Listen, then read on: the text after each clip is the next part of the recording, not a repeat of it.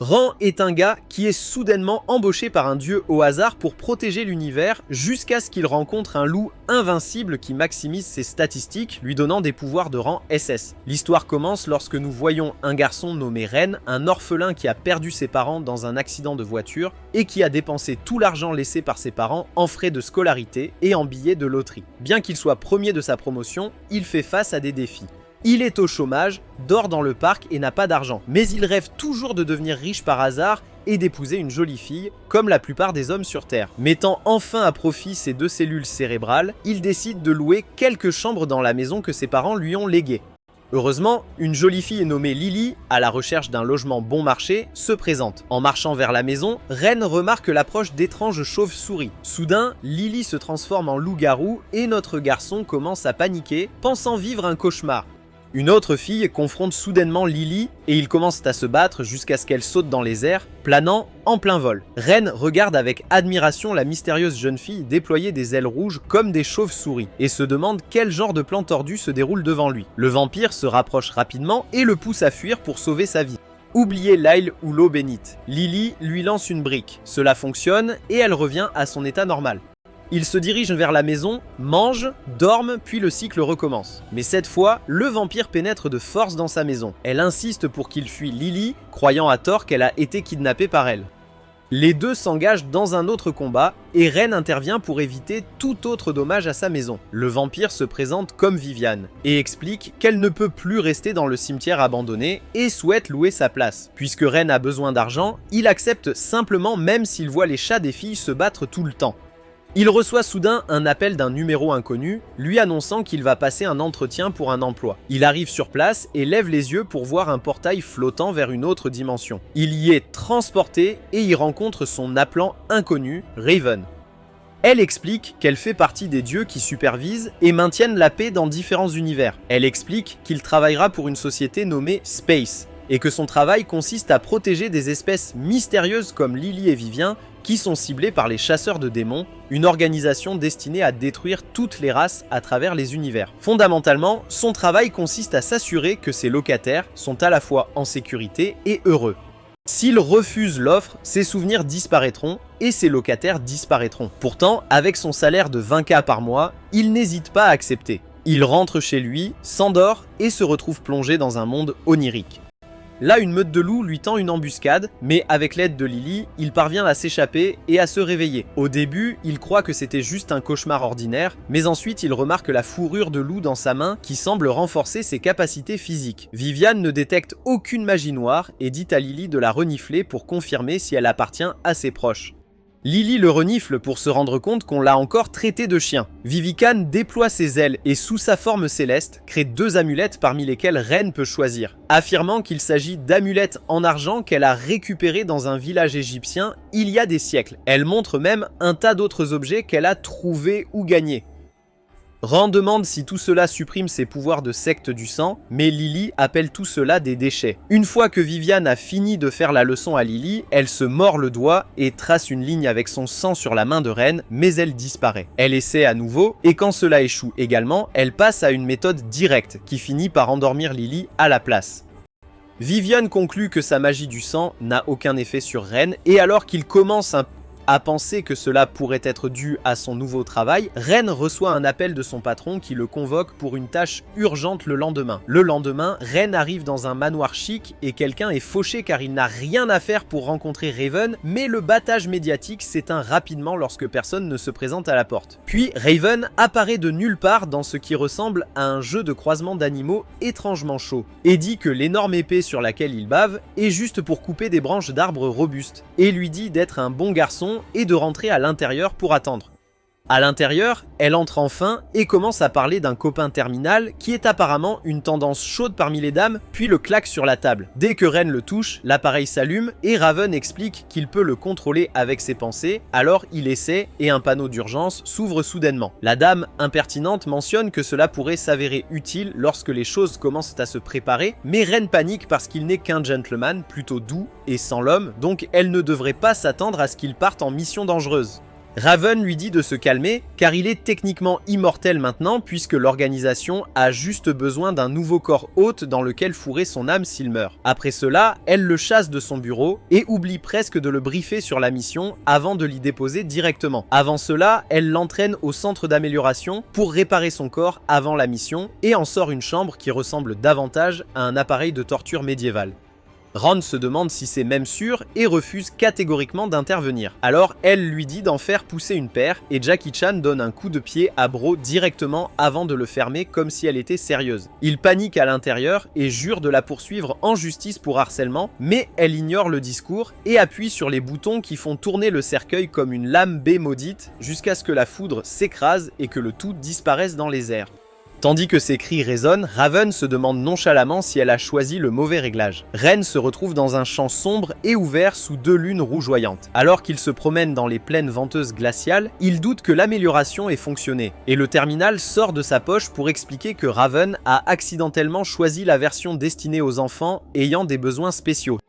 Il supplie l'appareil de le réchauffer, mais le terminal affirme qu'il n'est pas un putain de serviteur et qu'en tant que technologie la plus récente du quartier, tout ce qu'il peut faire est de donner des informations brûlantes. Alors qu'il se dirige vers la grotte, le terminal lui fait savoir qu'il est dans un monde parallèle et lui dit qu'il n'a pas le temps d'expliquer quoi que ce soit, il devrait donc verrouiller 3 choses. Premièrement, s'il meurt ici, il mourra pour de bon.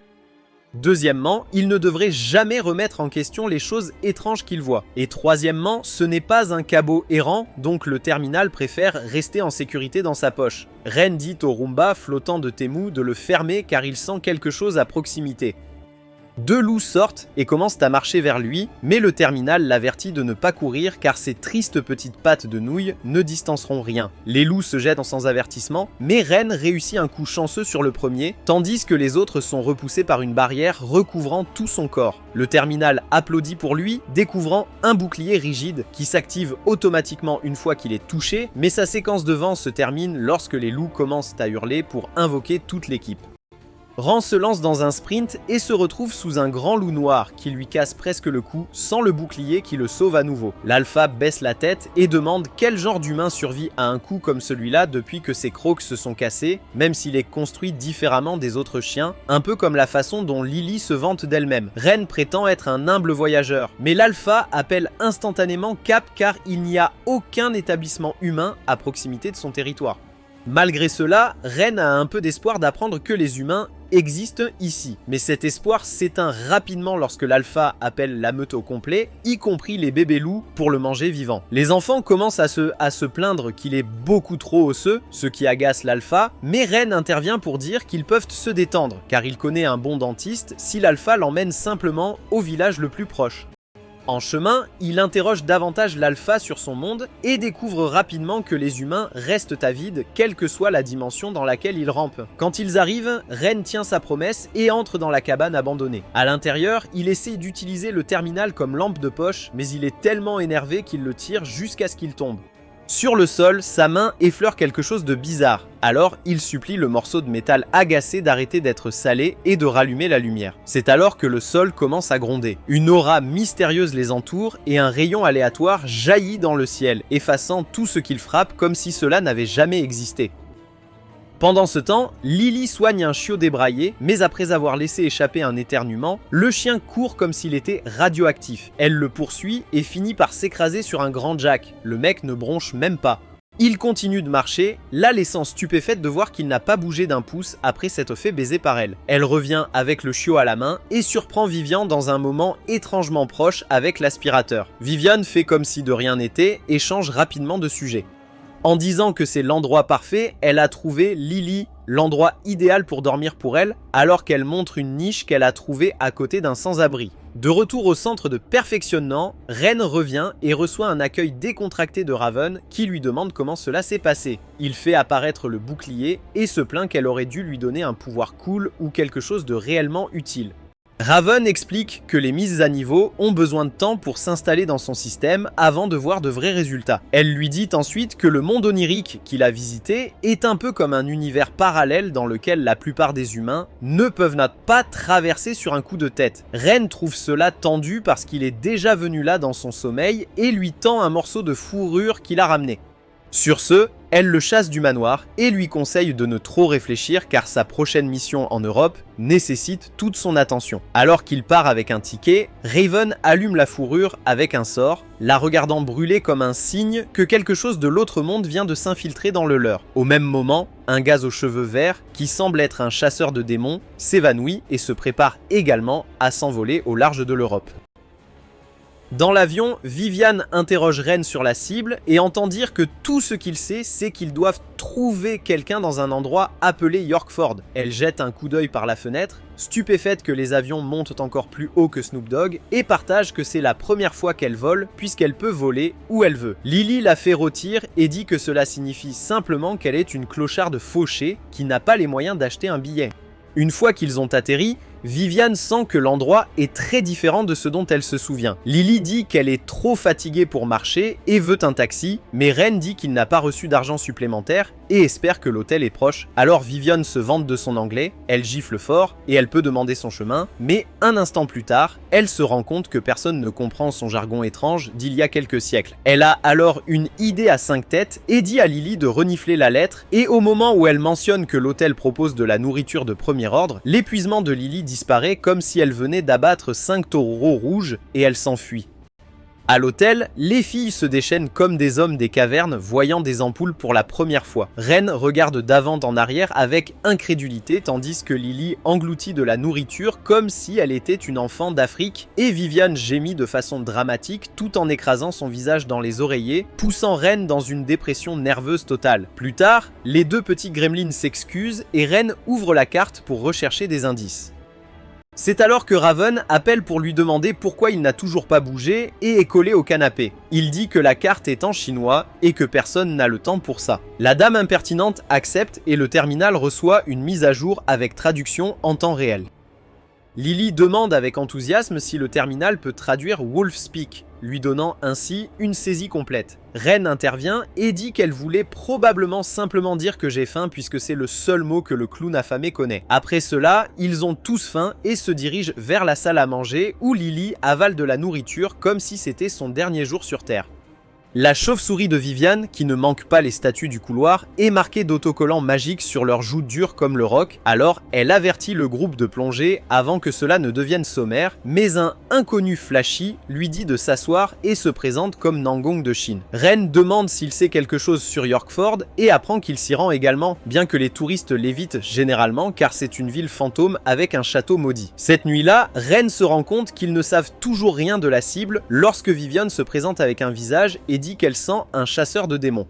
Son dos confirmait que l'hôtel a des sorts partout, et elle prétend que ce doit être l'homme chinois, ce qui fait craindre à Ren qu'elle soit un partisan de Trump. Mais ensuite le chinois apparaît et dit bonjour avec désinvolture avant d'admettre qu'il est un chasseur de démons. Il se présente à nouveau comme un entrepreneur chasseur de démons, mais Vivian le traite instantanément de faux.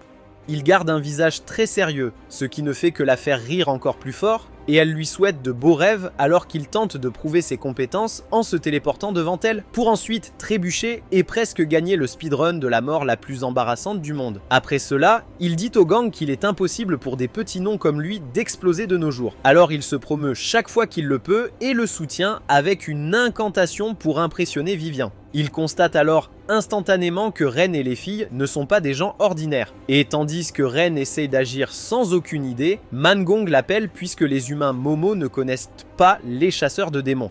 Ceci étant réglé, Vivian admet qu'ils ne connaissent pas le chemin, alors Mangong propose gracieusement de conduire le bébé vampire à Yorkford. Ren se sent bizarre qu'elle lui fasse si vite confiance, mais Vivian dit que ce n'est qu'une stratégie et que garder leur ennemi à proximité est utile car leur cible pourrait être liée à son cas. Dans le train pour Yorkford, Vivian est énervée d'être assise à côté du chien qui jappe et les femmes adultes commencent à se battre comme des petites filles.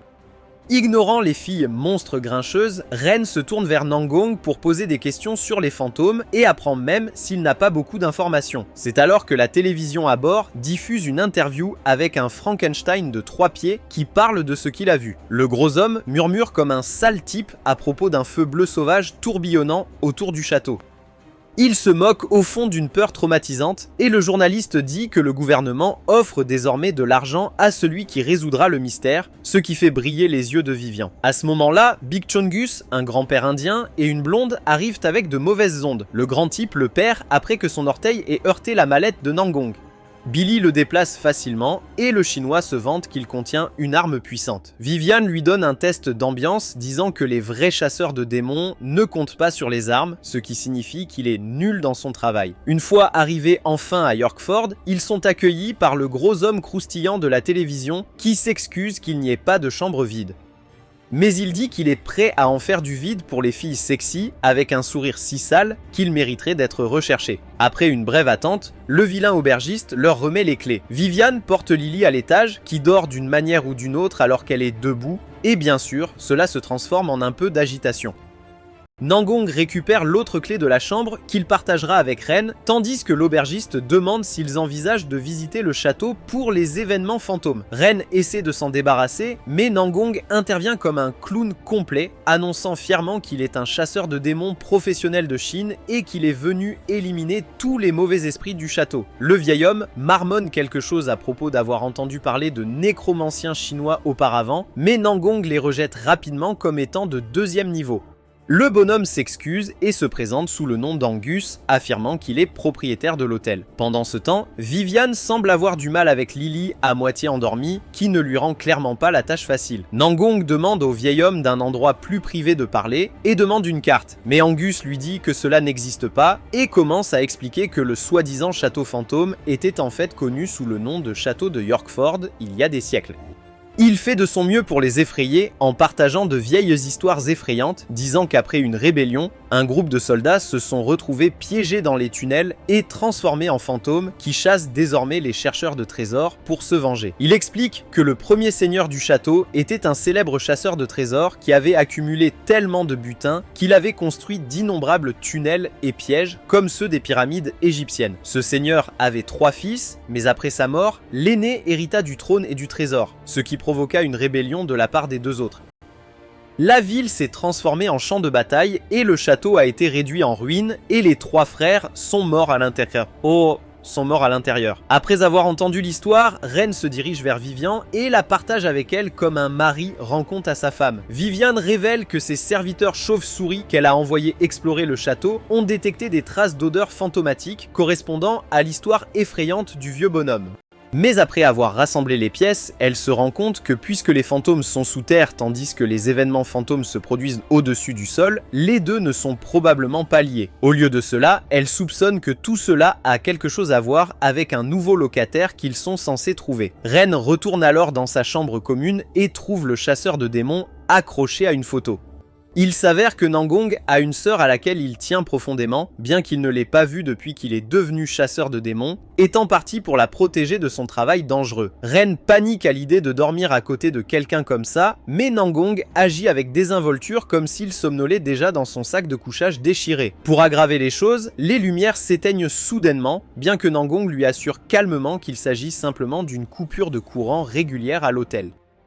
Le Gaz Yoon propose de partager son sac de couchage, mais Ren l'arrête instantanément. Pendant ce temps, le vieux bonhomme escorte un trio jusqu'au château, exigeant 50 € par personne. Le trio affirme qu'ils se sont mis d'accord sur 35, et après une brève agitation, ils s'installent sur 45.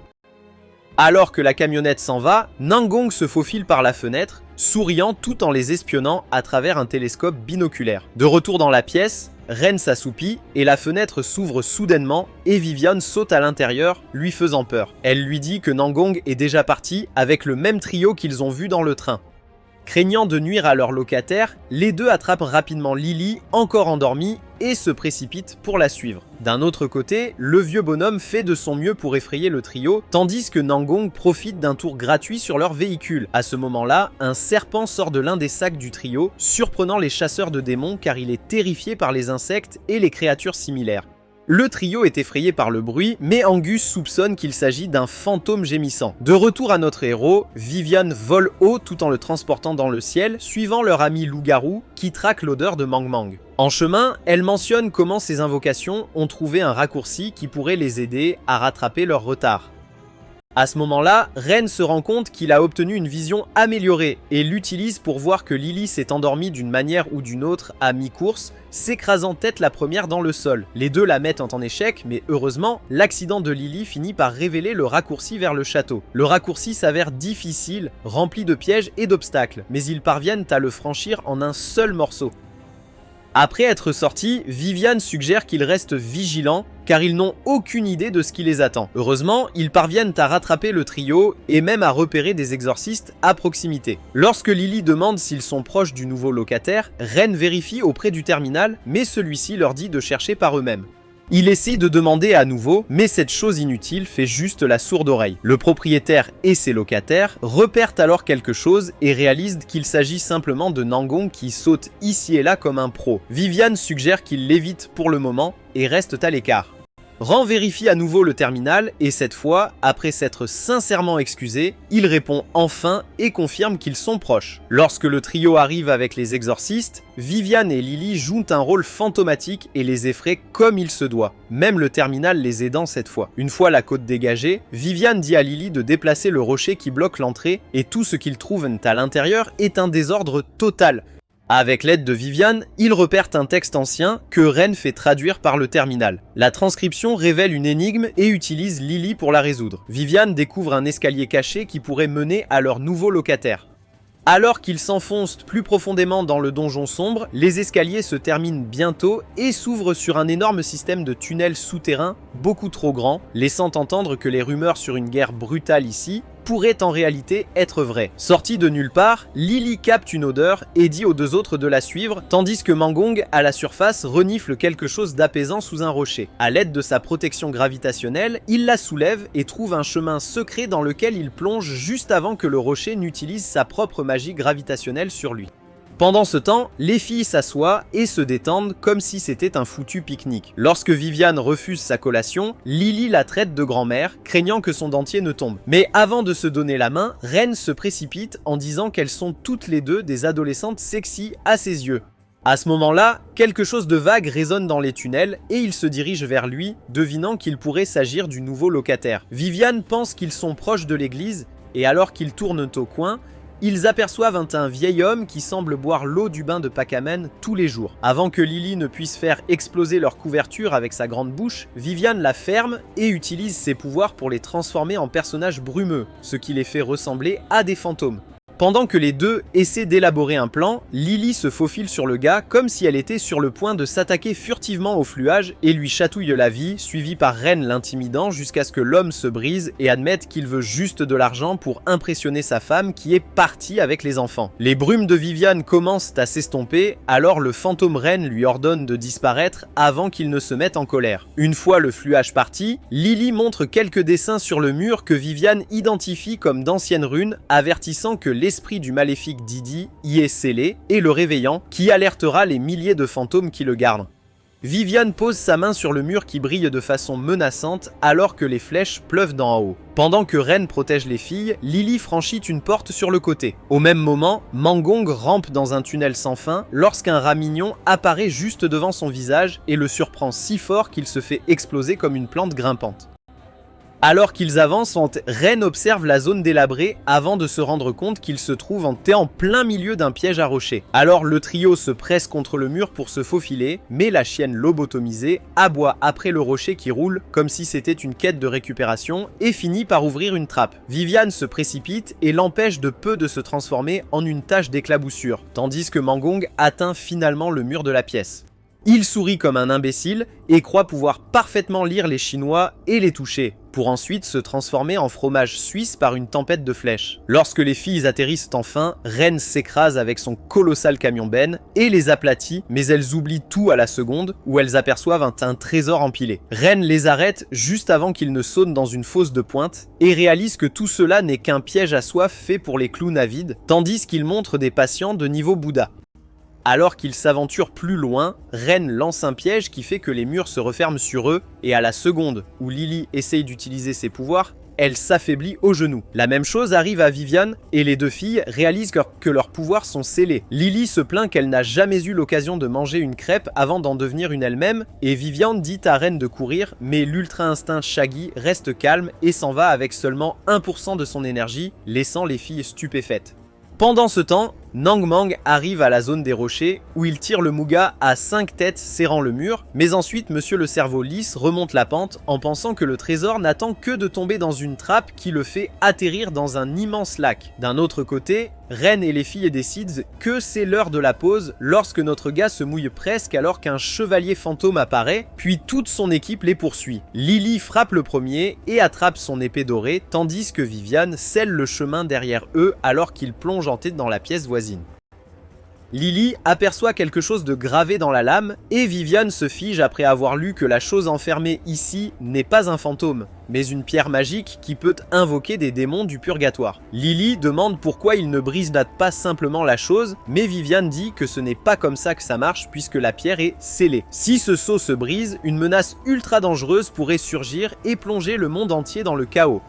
Ren demande alors si la pierre magique se trouve être le cristal géant brillant flottant au-dessus d'eux. Pendant ce temps, Nangong semble prêt à quitter la vie avec rage jusqu'à ce qu'il ressente une poussée de magie insensée qui lui fait soudainement sentir que sa vie vaut la peine d'être vécue. Ren commence également à sombrer dans le désespoir et supplie Terminal d'appeler son patron pour obtenir du renfort, mais le robot salé dit qu'il préfère le regarder souffrir encore un peu. Pendant que ce désordre se déroule, Nangong se retrouve coincé dans une impasse et faisant ce que n'importe quel génie ferait, décide de le faire exploser. L'explosion détruit l'un des supports de cristal et déclenche un piège si stupide qu'il fait mal, libérant un groupe de chevaliers fantômes directement dans la chambre. Juste au moment où le trio se retrouve coincé par les gardes, des flèches commencent à pleuvoir d'en haut alors que le soi-disant chasseur de démons professionnel arrive pour un sauvetage spectaculaire. Nangong repère les trois et se demande comment ils ont réussi à y arriver, mais décide que ce n'est pas le moment de poser des questions. Il saute dans les airs comme s'il avait des ailes, pour ensuite s'écraser directement dans le désordre, perdant une dent dans le processus. En le secouant, il utilise une technique flashy pour geler les soldats fantômes et les élimine avec son arbalète. Ren a l'air assez étonné, même si Vivian qualifie ses mouvements de rouillés. Mais avant de pouvoir reprendre leur souffle, le trio se retrouve à nouveau encerclé. Vivian leur dit de tenir le coup pendant qu'elle rassemble son aura sanguinaire pour quelque chose de grand. Lily charge les fantômes et Ren bloque avec son bouclier pour ralentir le temps, tandis que Nangong, maintenant à court de munitions, finit comme appât fantôme. Alors que les fantômes commencent à se rapprocher de l'imbécile impuissant, Lily lance un énorme rocher qui assomme non seulement les fantômes, mais aussi le soi-disant chasseur de démons professionnel. Pendant que le champ se dissipe, Vivian finit de charger son énergie et flotte dans les airs avec ses ailes largement déployées. Avec l'éclat final, elle déclenche son mouvement final de sexe sanguin et juste au moment où elle a l'impression qu'ils ont gagné, la puissante explosion se déplace soudainement dans les airs et est aspirée dans le cristal de rubis brillant suspendu au-dessus. Le cristal commence à briller et s'active, ouvrant un chemin dans le ciel. De ce chemin, une série de Mickey rousses pleuvent tandis que Ren jette son bouclier pour les protéger des ruines en ruine du château. Du ciel descend un monstre démoniaque qui ressemble au boss final d'une série de super-héros. Alors que Ren tente de réveiller Nangong, la bête magmatique fond et le ramasse avec une griffe tout en attrapant involontairement le chasseur de démons avec lui. Ren panique à cause du battage médiatique, mais le démon s'envole silencieusement vers un endroit éloigné et les jette à terre. Vivian et Lily se précipitent pour demander à leur propriétaire s'il respire encore, et juste au moment où les choses semblent sur le point de devenir sérieuses, Vivian déclare que ses pouvoirs de secte du sang sont égaux à ceux des démons. Elle commence à canaliser son aura et invoque une lune sanglante dans le ciel. Le clair de lune cependant, au lieu de stimuler leur locataire loup-garou, la fait bâiller et elle s'évanouit sur le champ. Vivian se prépare à déclencher une attaque qui, selon elle, a fait voler un type nommé Poséidon, mais juste avant de pouvoir se lancer à fond, le démon interrompt tout en appelant à plusieurs reprises son propriétaire sur un ton qui rend difficile de dire s'il est sérieux ou s'il s'ennuie simplement. La machine inutile se réveille enfin et annonce l'évidence, affirmant avoir trouvé le nouveau locataire. Le démon se présente comme Isaacs, tandis que Vivian demande au terminal stupide s'il s'agit d'un problème technique, mais la machine confirme que le signal vient d'ici. Isaacs remercie Mangong de l'avoir réveillé et essaie de lui rendre l'appareil en le faisant tourner dans ses griffes pour finir par le projeter au loin. Il se tourne alors vers son nouveau propriétaire et lui demande un contrat de bail. Begin proteste, mais Lily n'hésite même pas avant d'accepter et lui serre la main comme s'ils étaient des amis perdus depuis longtemps. Elle donne même un surnom au démon, le traitant de grand gars, ce qu'il semble apprécier. Lorsque Ren demande au terminal s'ils veulent toujours s'inquiéter des fantômes qui hantent le château, sa hache prend lui-même le travail et les efface avec une attaque de météores, emportant tout le château avec eux. Parmi tout ce que le terminal pourrait commenter, il indique simplement à quel point le nouveau locataire est poli. Vivian essaie de s'opposer à l'acceptation du démon, mais finit par être flatté lorsque Isaacs complimente sa magie comme étant puissante. À ce moment-là, Ren entend des journalistes approcher et commence à paniquer à l'idée que le démon va devenir viral en ligne. Isaacs propose de résoudre ce problème en les faisant exploser avec un autre météore. Mais avant que ce désordre ne se produise, Ren demande rapidement s'il peut simplement se transformer en humain. Heureusement, le grand type se transforme en un seul, mais maintenant, il ressemble plus à un voyou qui vole une chaîne dans une émission policière. Le lendemain, Ren se rend chez son patron et commence immédiatement à se plaindre d'avoir failli mourir à l'endroit où elle l'a envoyé. Raven ne bronche même pas et pose des questions sur son nouveau locataire. Ren explique comment le gars essaie de résoudre chaque problème en lançant des météores et mange de la sauce soja comme s'il était sponsorisé par celle-ci. Il a également découvert que le type s'était écrasé sur Terre à bord de son vaisseau spatial il y a environ 1 mois et que la pierre magique qu'ils avaient vue n'était qu'un portail aléatoire. Raven explique que le vaisseau spatial du grand type est resté coincé dans une autre dimension, ce qui est la véritable raison pour laquelle elle a envoyé Ren dans cette mission. Lorsque Ren demande ce qu'Isaacs faisait avant tout cela, Raven lâche joyeusement la bombe selon laquelle il était un mania démoniaque qui a gâché ses affaires et a fini par se faire arnaquer par son propre peuple. De retour à la maison, le grand type parvient d'une manière ou d'une autre à se comporter de manière décente et se rend même à un entretien puisqu'il doit payer son loyer. Vivian lance un commentaire sarcastique sur la façon dont même les démons de nos jours semblent agir ensemble, seulement pour que Lily riposte en se moquant d'elle parce qu'elle est totalement irresponsable, ce qui déclenche un autre combat entre les deux. Plus tard, lorsque Ren rentre chez lui, il se dirige vers l'entrepôt et le trouve complètement nettoyé. Vivian a vidé tous les déchets puisqu'elle envisage d'en faire sa nouvelle chambre maintenant que le nouveau gros locataire est arrivé. Elle lui montre ensuite une assiette qu'elle a trouvée lors du nettoyage avec un texte étrange gravé dessus. En le soulignant, elle mentionne que l'écriture semble étrange, et au moment où Ren la voit, il se souvient instantanément qu'elle ressemble exactement à l'assiette qu'il a trouvée dans cette dimension de rêve, celle qu'il pensait avoir perdue mais récupérée plus tard dans la lessive. En le revoyant, il espère que le roi loup va bien, et quand Vivian lui demande ce qu'il pense, il répond qu'il se demande comment retourner dans cet étrange monde de rêve. En regardant l'assiette de plus près, Vivian suggère que ce n'est peut-être pas une coïncidence, et peut-être qu'il a réalisé ce rêve lorsqu'il était enfant. Elle commence à lire le texte avec un visage sérieux, mais abandonne l'acte juste après, disant qu'elle ne comprend rien. À ce moment-là, Ren reçoit un appel téléphonique et on lui dit qu'Isaacs a été arrêté par la police, et Vivian commente que ce n'était qu'une question de temps, étant donné qu'il ressemble déjà à une affiche de crime ambulante. Le lendemain, Ren se traîne comme un zombie vers l'appel soudain de Raven lorsqu'il aperçoit une jolie fille chantant sans parole dans le parc. Terminal plaisante en disant qu'elle est probablement sans abri et qu'elle gagne sa vie dans la rue. Alors que Ren est hypnotisé par sa voix, la fille lui sourit et lui fait signe. Il lui répond mais se souvient qu'il n'a pas d'argent à offrir, alors elle le regarde s'éloigner brutalement et se met en colère. Au manoir, Ren voit Raven changer d'humeur alors qu'elle lui dit que la prochaine cible a été accidentellement transportée sur une planète à des années-lumière. Et maintenant, c'est son travail d'aller les chercher. Ren dit qu'il a besoin d'une pause après la folie qu'il vient de traverser, mais elle lui dit de se relever. Elle explique qu'il sera transporté vers la station spatiale Kuiper, et de là, son vaisseau spatial le transportera vers l'exoplanète lointaine. Puis elle ajoute que la planète est principalement recouverte d'eau, alors il rencontrera son expert en mer, qui s'avère être la même jolie fille du parc, qui est toujours salée d'être ignorée. Rejoignez la maladresse. Raven révèle qu'elle est également la nouvelle locataire de Ren. De retour à la maison, la jeune fille se présente comme la voyageuse Weiyu. Lily la salue et Goodman fléchit ses gros biceps noirs tout en laissant tomber avec désinvolture qu'il est un diable, laissant Weiyu le regarder sous le choc. Vivian a posé des questions sur sa race et Weiyu explique qu'elle est une sirène même si elle a grandi sur Terre, c'est pourquoi elle a des jambes. Voyant la confusion de Ren, Viviane explique que les sirènes sont des habitants marins rares avec uniquement des femelles, connus pour attirer leurs partenaires avec leur doux chant. Une fois le festin de bienvenue terminé, Vren les informe de la nouvelle mission consistant à trouver le locataire numéro 5 et dit que seuls 2 d'entre eux peuvent les suivre. Viviane demande où ils vont puisqu'elle connaît chaque centimètre carré de la Terre, mais panique quand Ren dit qu'ils vont dans l'espace.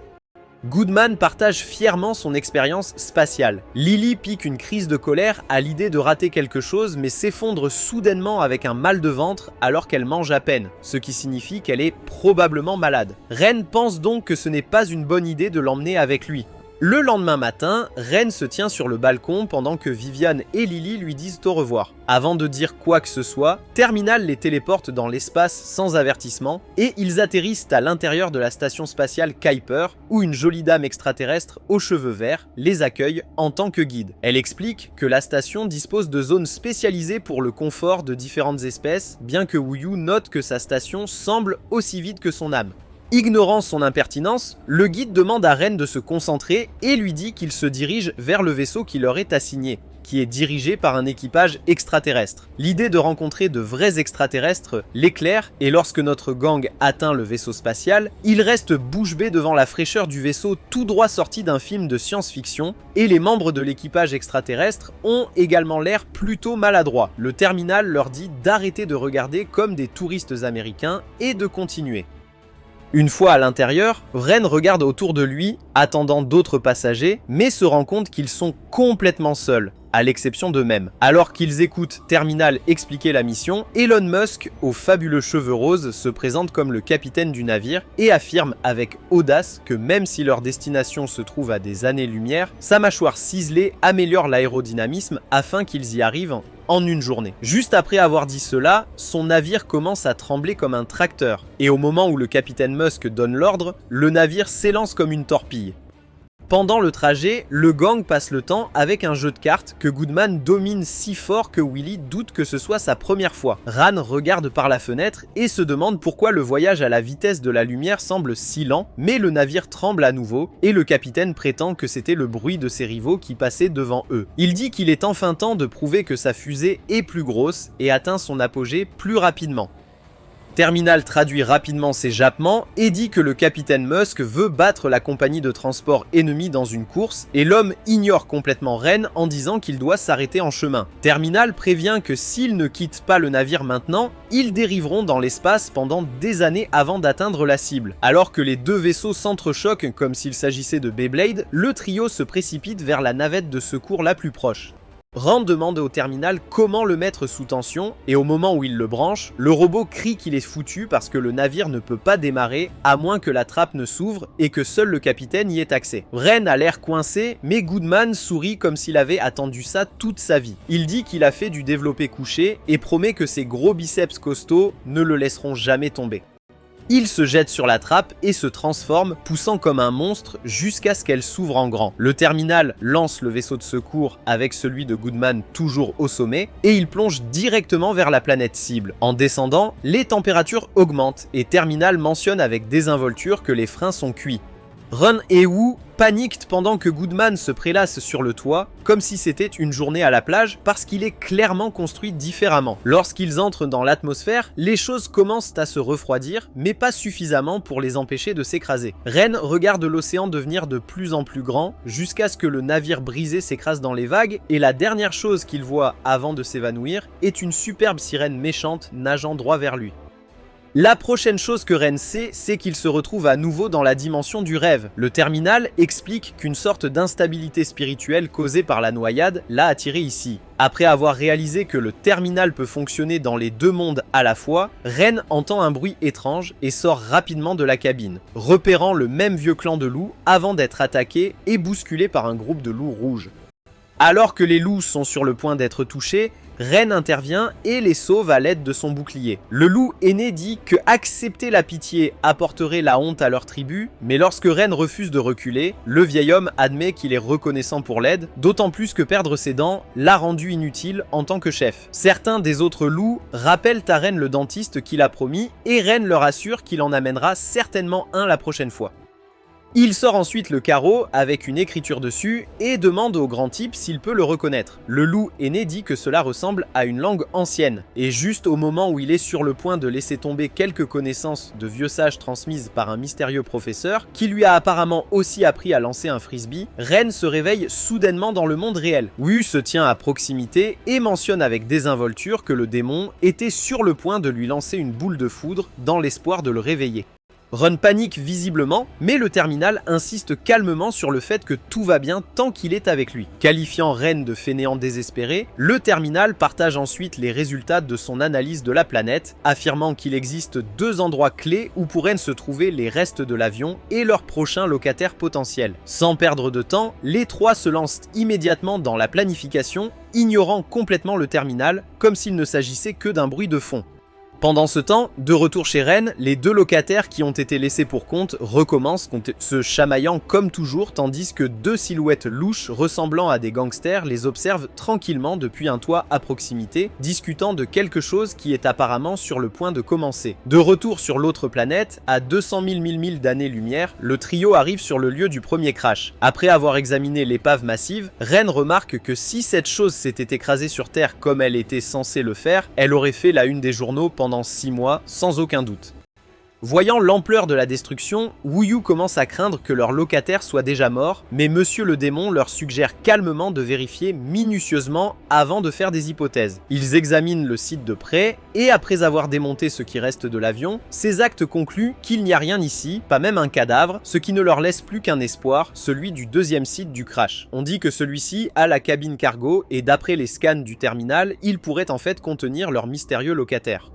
Rand demande pourquoi quelqu'un se trouverait à l'intérieur d'une soute, et le terminal explique avec désinvolture que les chances de survie y sont plus élevées, en particulier pour quelqu'un de anormalement fort. Après avoir atteint le 2e site, où l'épave repose sous l'eau, Wu n'hésite pas une seconde et plonge directement dans la mer, laissant Ren paniquer sur place. Le terminal largue calmement la bombe, dont les restes reposent à 5000 mètres de profondeur. Au moment où Ren commence à se plaindre, Wu lui jette ses vêtements, se transformant en sirène, ce qui le prend au dépourvu. Lorsqu'il laisse échapper qu'elle est une sirène, elle précise que ce n'est qu'une des nombreuses formes qu'elle peut prendre. Elle ajoute qu'elle ne peut transporter qu'une seule personne, et comme Ren est celui qui porte le titre du poste, il obtient le ticket. Le grand gars aide à accélérer les choses en jetant Ren à l'eau comme un bagage. Wu le rattrape en pleine plongée et au moment où Ren ouvre la bouche, s'attendant à se noyer, il réalise qu'il peut réellement respirer alors qu'elle contrôle l'eau autour d'eux. En descendant, une créature ressemblant à un requin s'approche et Wu se transforme instantanément en pieuvre pour l'effrayer, mentionnant avec désinvolture à quel point les morsures pointues font vraiment mal. Ren, essayant de comprendre tout cela, demande s'il peut également se transformer en pieuvre et Wu répond qu'elle peut devenir à peu près n'importe quoi avant de le prouver en se transformant en crevette menthe. La crevette descend avec lui jusqu'au fond marin, atteignant l'épave. Ren allume le terminal pour l'utiliser comme lampe de poche à sa grande consternation et repère enfin la cargaison. Si la coque semble un peu abîmée, l'intérieur semble bien conservé. Wu se transforme alors en serpent de mer et s'enroule autour de la cargaison pour former une barrière, laissant finalement Ren entrer. Tandis que Ran n'arrête pas de se disputer avec le terminal pour contacter son patron, puisqu'il ne semble y avoir personne à l'intérieur, Wu finit par trouver une capsule remplie d'un œuf et d'un tas de produits pour bébé. Ran se connecte rapidement avec Raven et commence à se plaindre que le locataire a peut-être flotté quelque part dans l'espace, bien qu'il se rende compte soudainement que la chose qu'il a pris pour une balle est en fait le nouveau locataire non éclos. Pendant ce temps, Wu laisse tomber l'œuf sans le savoir, effrayant tout le monde. Mais heureusement, l'œuf survit à la chute comme l'un de ces téléphones qui survivent d'une manière ou d'une autre à une triple chute. Quand Ren demande comment ils sont censés revenir, Raven dit finalement qu'elle les escortera personnellement cette fois et lui dit d'attendre dans le désert. Pendant que le trio attend, clairement ennuyé, la vieille femme apparaît finalement de nulle part et fait atterrir son vaisseau spatial juste au-dessus du pauvre Ren, tandis que Wu parvient à s'écarter juste à temps. Ren commence à crier qu'il serait réellement mort, mais Raven a renversé son indignation avec désinvolture en annonçant que le vaisseau spatial lui appartient désormais. Ren refuse de croire que quelqu'un d'aussi fauché que lui puisse posséder quelque chose d'aussi cool, même si cette incrédulité ne l'empêche pas d'en tomber instantanément amoureux. Lorsqu'il demande comment elle s'appelle, Raven lui répond fièrement qu'elle est se nommer la tortue hybride la plus puissante, ce qui n'impressionne personne sauf notre homme qui a l'air prêt à épouser la chose. Elle explique ensuite que l'œuf qu'ils ont trouvé appartient à une sirène d'un autre univers qui a été anéanti et que l'œuf se trouve être le dernier vestige survivant. Raven leur assure que l'œuf est solide et devrait bien éclore, à moins que Ren n'ait la brillante idée de le brouiller pour le petit déjeuner. Elle ajoute que Wuyu serait parfaite pour s'en occuper, puisque non seulement elle est une sirène, mais aussi une sirène qui a elle-même éclos d'un œuf. Sur ce, le groupe monte à bord du navire pour rentrer chez lui, mais avec Ren comme nouveau capitaine, il n'y a absolument aucune garantie qu'ils survivront au voyage. De retour chez Ren, le gang se téléporte finalement et part se reposer, seulement pour trouver l'endroit détruit et Vivian traînant Lily ligotée derrière elle. Lily les regarde comme une bête sauvage et fait sauter Ren de nulle part. Elle repère l'œuf, mais Goodman l'empêche d'en faire une omelette. Tandis que Vivian explique que Lily s'est assoupie après le dîner et est ensuite devenue enragée contre elle sans raison. Ren dit à Terminal de les téléporter sur le navire afin qu'ils puissent rencontrer Raven, mais Terminal refuse de risquer sa propriété pour rater Wildmutt, alors Goodman intervient. Il sort de la magie démoniaque et crée un grand cercle de magie noire en utilisant de la sauce barbecue alors même que Lily lui ronge la tête, laissant Vivian abasourdie par ses compétences. Une fois que c'est fait, ils se téléportent au manoir de Raven où elle est occupée à inhaler des nouilles comme une reine, mais son plaisir s'arrête dès qu'elle sent du mal à frapper. Elle jette de l'ombre sur Ren qui la supplie d'écouter et dès qu'il commence, Lily la grignote comme un raton laveur affamé. Raven l'attrape par la nuque et lui ordonne de la regarder dans les yeux et de dire ce qu'elle voit. Lily, en toute confiance, dit qu'elle voit une délicieuse nouille sur ses lèvres. Raven essaie à nouveau et cette fois, Lily voit une lune rougeoyante au-dessus d'une mer où tous ceux qu'elle aime fondent. L'horreur déclenche quelque chose en elle, et elle passe en mode bête, mais Raven lui donne un coup de front et l'assomme. Toujours en train d'aspirer des nouilles, Raven pense qu'elle traverse une période de réversion, affirmant que Lily a pris sa forme de loup dans le cadre de l'évolution. Ce processus prend généralement des années, alors Vivian commence à paniquer, se demandant si les stéroïdes démoniaques de Goodman ont été intégrés au dîner. Raven explique que les loups réagissent au clair de lune et Ren se souvient de la lune rouge sans à Yorkford. Sur ce, Raven leur dit de jeter Lily dans la salle d'amélioration et d'arrêter de perdre son temps libre. Lily se réveille dans le cercueil quelques heures plus tard et s'excuse de les avoir inquiétés avant de commencer à se battre avec Vivian comme d'habitude, tandis que le reste du gang est juste soulagé qu'elle aille bien.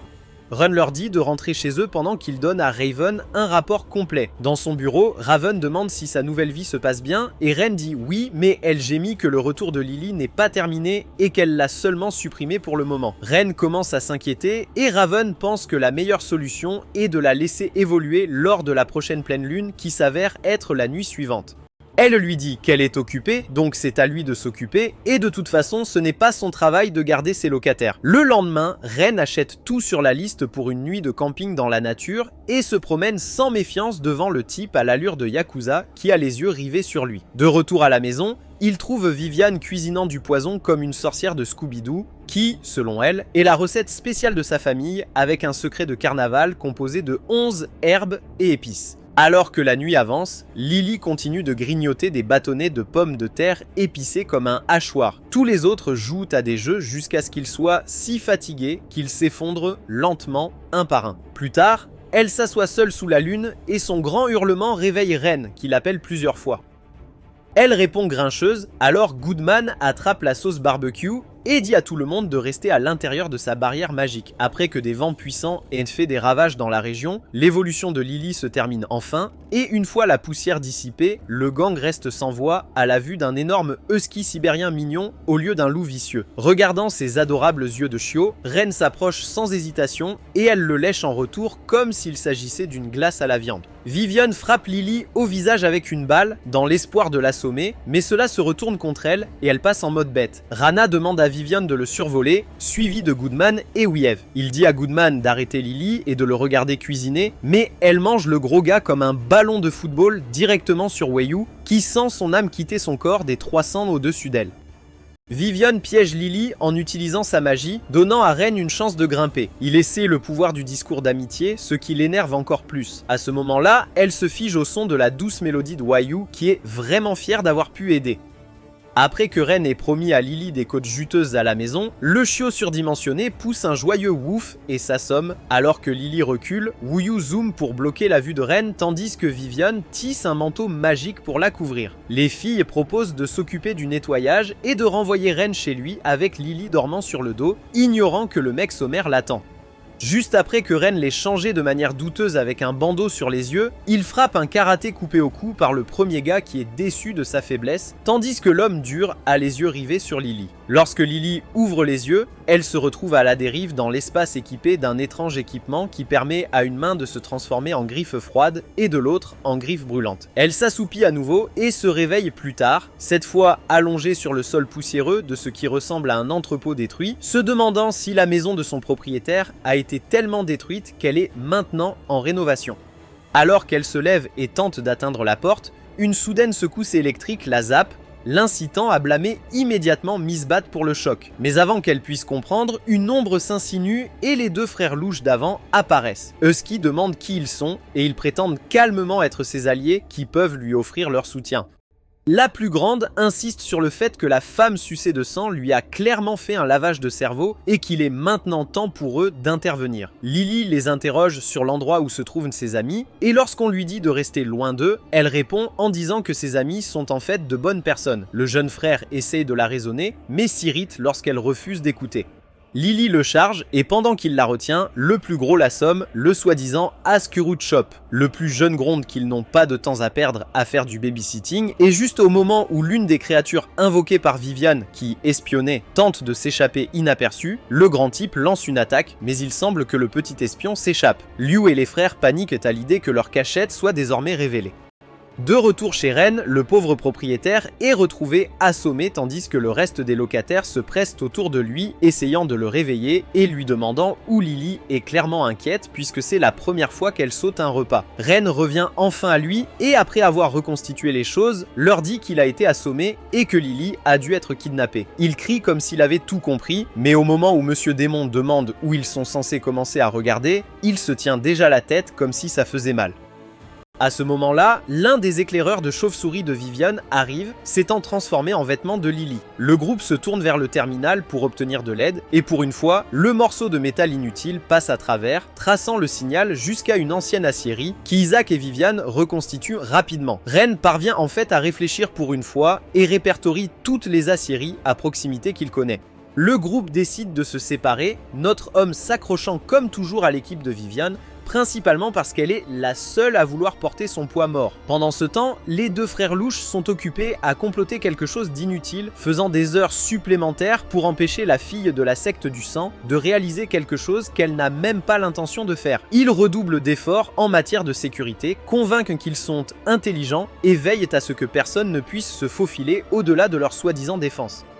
Alors que Ren et la dame de la secte du sang atteignent la cachette présumée, Vivian remarque immédiatement que le brouillard qui entoure l'endroit n'est pas n'importe quel brouillard, mais du brouillard noir, une sorte de magie maudite avec laquelle elle a déjà eu affaire et, à en juger par son apparence, une magie particulièrement méchante. Pendant ce temps, l'autre moitié de l'équipage se retrouve dans des ennuis grâce au mec à l'allure démoniaque qui a brisé une porte après avoir supposé à tort que Lily était coincée à l'intérieur. De retour avec Vivian, la dame chauve-souris se contente de jeter des pierres dans le brouillard et de les regarder brûler dans les airs, ce qui ne fait que confirmer ses soupçons.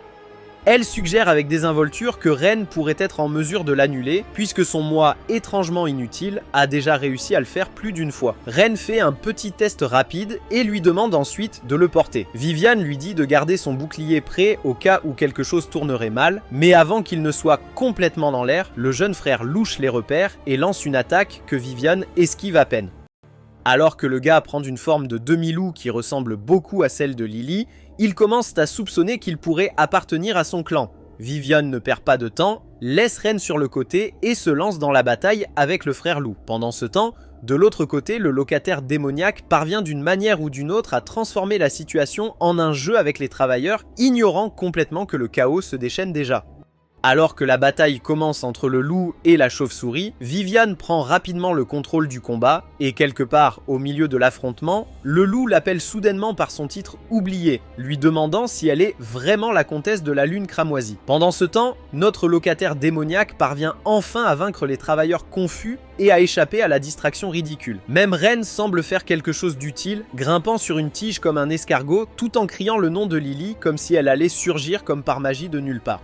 Il atteint d'une manière ou d'une autre une fenêtre et saute dedans, pour se retrouver face à face avec le grand frère loup, qui essaie à nouveau d'utiliser son coup de cou caractéristique. Mais heureusement, le bouclier de Ren s'active juste à temps pour le sauver d'un autre voyage vers l'inconscience. Ren lève rapidement son bouclier et court pour sauver sa vie, bien que le loup se révèle être énervant plus rapide. Alors que Ren continue de courir, le terminal se réveille juste pour souligner l'évidence que Ren n'a aucune chance sans se battre. Ren répond en disant qu'il n'est qu'un gars ordinaire, mais le terminal insiste sur le fait que son corps a été suffisamment amélioré pour s'affronter. Après y avoir réfléchi, Ren s'arrête et essaye de se battre pour ensuite être complètement détruit et envoyé voler comme une fusée d'équipe qui décolle.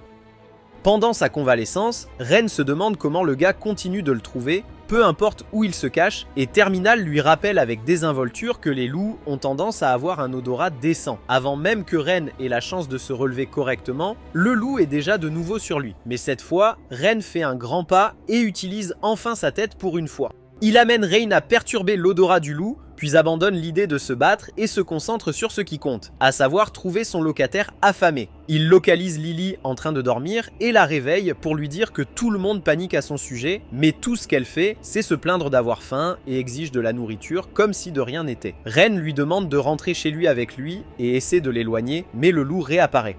Ren demande directement si le gars la kidnappe à temps partiel maintenant, seulement pour que le loup prétende que la fille est sa compagne. Lily le nie catégoriquement, ce que le loup attribue au lavage de cerveau d'un vampire. À ce moment-là, Viviane fait irruption et frappe Evan, le jeune loup l'assomme. Le grand type se précipite pour le surveiller et Viviane rejoint enfin le groupe. Lorsque le loup plus âgé se met en colère, Gavin lui dit de ne pas la combattre puisqu'elle est comtesse. Avant que les poings ne recommencent à voler, Ren agit comme l'adulte présent dans la pièce et leur demande de s'asseoir et de parler. Au cours de leur petite réunion de groupe, Ren explique que Lily n'est que sa locataire et rien de plus, bien que le loup ait du mal à croire que quelqu'un de son espèce puisse coexister pacifiquement avec la secte du sang. Tout en discutant, le frère loup laisse échapper qu'une vieille prophétie se rapproche et que les parias retrouveront enfin toute leur force. Alors que les choses commencent à s'arranger, un autre groupe non invité arrive et ce n'est autre que les chasseurs de démons. Les frères loups se transforment instantanément en semblant prêts à jeter les mains avant d'être surpris et attaqués par derrière. Tandis que l'homme qui ressemble à Giovanni sent l'aura les distrait. Lorsque Ren essaie de le frapper avec Toknov Jutsu, le vieil homme lui dit de ne pas le prendre personnellement et fait signe à ses troupes d'intervenir. Ren protège les loups jusqu'à ce que leurs munitions soient épuisées et l'équipe s'enfuit. Les éclairs pleuvent à nouveau, mais cette fois, Viviane et Lily font le ménage, tandis que Ren mange le terminal comme un flashbang sans consentement. Alors que l'équipe ennemie se démène, Viviane joue avec une pomme de terre sans poil comme un jouet, tandis que Lily intimide l'autre chasseur plus durement qu'un joueur d'élite à 3 h du matin. Pendant ce temps, Ren pense enfin qu'il est en sécurité lorsque d'autres vieillards approchent, seulement pour que le loup saute dedans. Un méchant aux cheveux roux apparaît et prétend que Ren est sa proie. Elle attaque sans se retenir, choquée qu'une personne souffrant de malnutrition frappe si fort. Pourtant, elle le pousse avec ses balles explosives et contre son attaque comme si elle était sortie de Black Lagoon en sautant et en lui tirant dans les airs, mais Ren s'en sort et la bat avec une force brutale de gravité froide et dure. De l'autre côté, les frères loups sont maîtrisés. Quand Evan reçoit un coup droit dans les parties vitales, son frère le perd et déchire presque le tireur avant que Giovanni ne lui poignarde l'épaule avec un poignard qui gèle la moitié de son corps. L'homme dit que c'est une honte pour un si jeune et propose de l'épargner si le frère aîné abandonne son objectif. Comme il l'accepte, Ren s'écrase comme le boss final, suivi de Lily qui réveille ses nouveaux pouvoirs à la vue d'Evan qui saigne. Avec un mélange de feu et de glace, elle invoque des ouragans bien plus gros que ceux qui ont frappé l'Amérique et les met tous en sécurité. Plus tard, ils se regroupent dans la forêt. Big Brother admet que ses gestes audacieux ont conduit les chasseurs jusqu'à eux. Lily et Goodman arrivent peu de temps après. Wu-Yu vérifie les blessures d'Evan et dit qu'elle peut le soigner facilement. Et comme il n'y a pas de meilleure option, le grand frère accepte avec hésitation.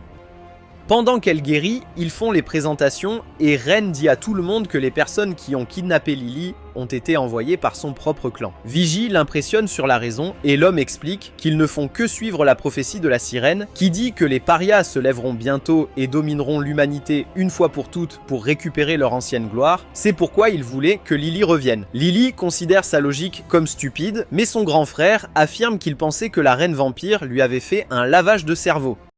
Willy finit de soigner Avon et a l'air heureux de pouvoir l'aider quand tout à coup un autre chasseur ne parvient pas à leur tendre une embuscade et se fait presque écraser le crâne par les doigts très robustes de Goodman. Giovanni lui dit de se retirer, mais Goodman refuse de se retirer sans se battre. Lily lui dit de frapper ce bonhomme, mais le grand type dit que son cœur est tout aussi énorme et qu'il veut d'abord essayer sa diplomatie spéciale.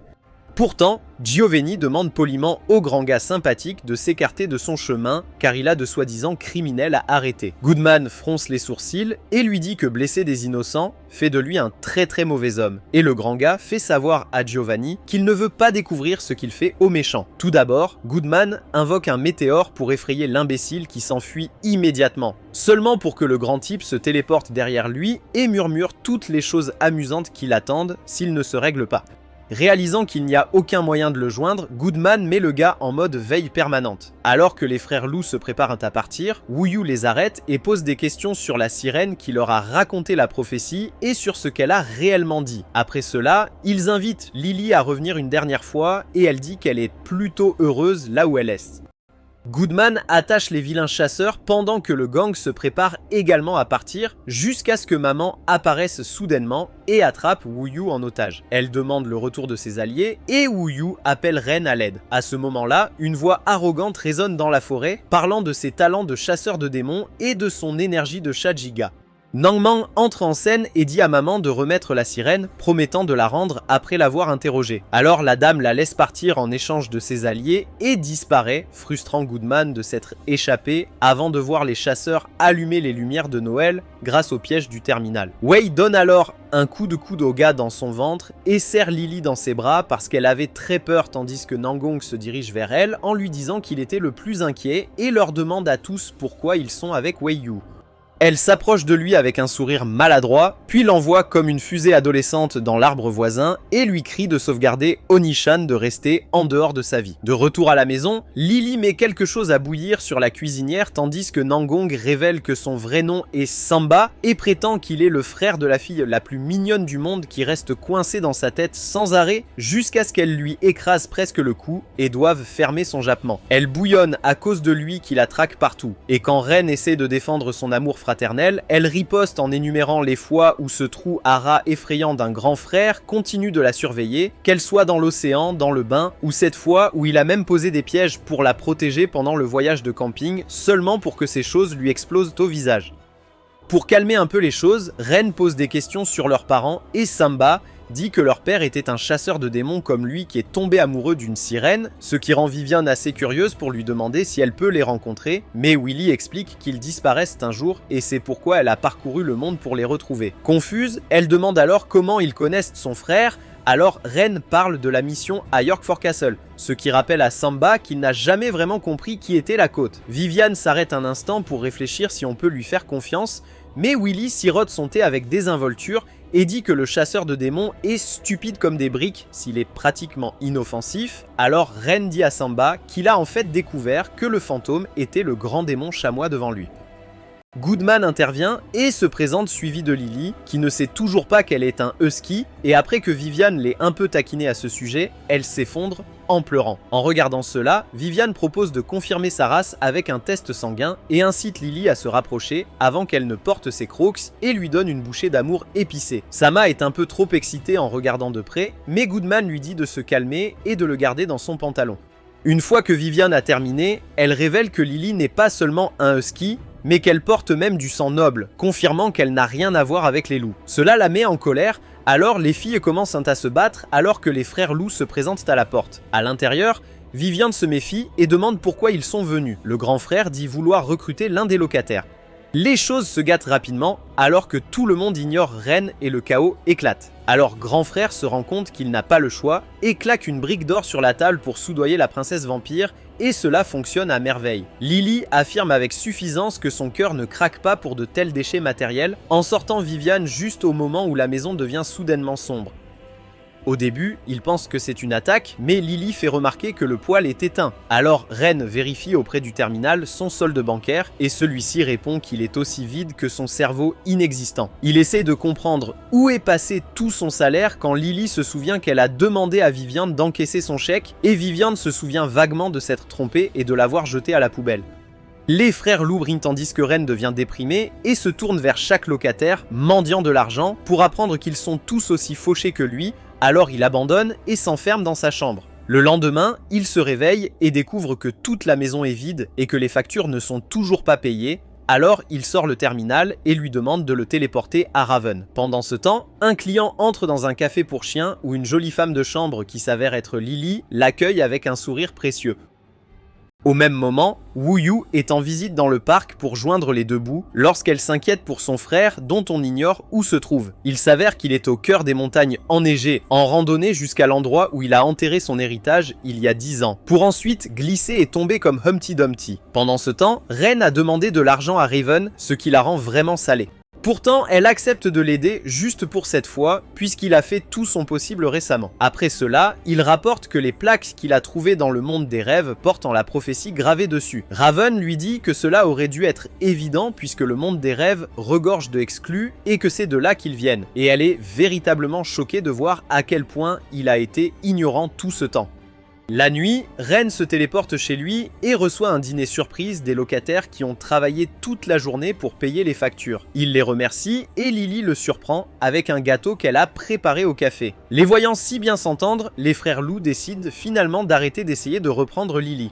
Directeur du dîner, Rand raconte à tout le monde sa mission d'explorer le monde des rêves pour en savoir plus sur la prophétie, ce qui donne à Wu l'espoir de retrouver peut-être sa mère. Billy lui demande la permission de le suivre et devient fou quand il dit oui, suivi de Vivian, qui veut enquêter sur ses souvenirs perdus, et de Goodman, qui est tous deux excités de voir ce qui se passe dans l'univers. Soudain, il se souvient que cela faisait longtemps qu'il n'avait pas vu le 5e locataire, et Wuyi se souvient qu'elle avait mis l'œuf dans l'évier de la cuisine, ignorant complètement ce que le rocher cuisait. Lily attend avec enthousiasme que l'œuf ait fini de cuire tandis que les autres arrivent et lui demandent ce qu'elle fait. Le chien autiste soulève innocemment le couvercle et révèle l'œuf, laissant tout le monde sous le choc. Alors qu'il les regarde innocemment avec ses yeux de chiot, l'œuf s'ouvre soudainement. Mais c'est là que se termine cette vidéo. N'oubliez pas d'aimer et de vous abonner à la chaîne. Merci d'avoir regardé et à la prochaine fois.